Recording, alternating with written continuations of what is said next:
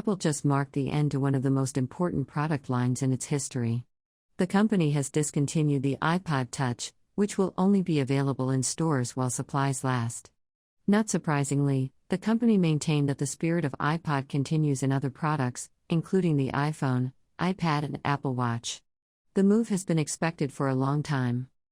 Apple last updated the iPod Touch in 2019, and that was just to provide a faster processor in a design that hadn't fundamentally changed since 2012. The iPod hasn't played an important role in Apple's product strategy for a long time, and it was increasingly a niche product aimed at kids and those who didn't want to use their phones for remote controls or workouts. Apple dropped the iPod Classic in 2014, and scrapped both the iPod Nano and iPod Shuffle in 2017. Even so, it's a sad moment that closes a vital 20-year chapter in Apple's history. The company introduced the first iPod in October 2001, at a time when the firm was highly dependent on computers and still on shaky financial ground.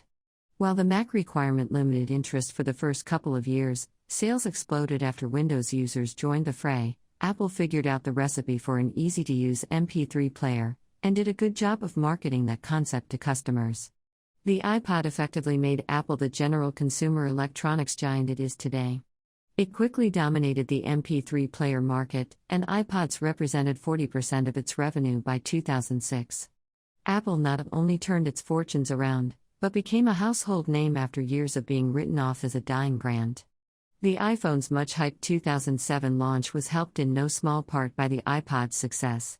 People were looking for the iPod phone, and the iPhone's media capabilities were arguably its strongest selling point in its early days. The iPhone helped start the iPod's downfall, of course.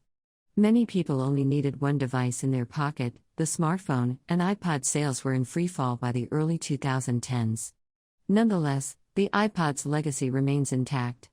It's the device that gave Apple a second chance, and laid the groundwork for a modern era where digital media devices are virtually ubiquitous.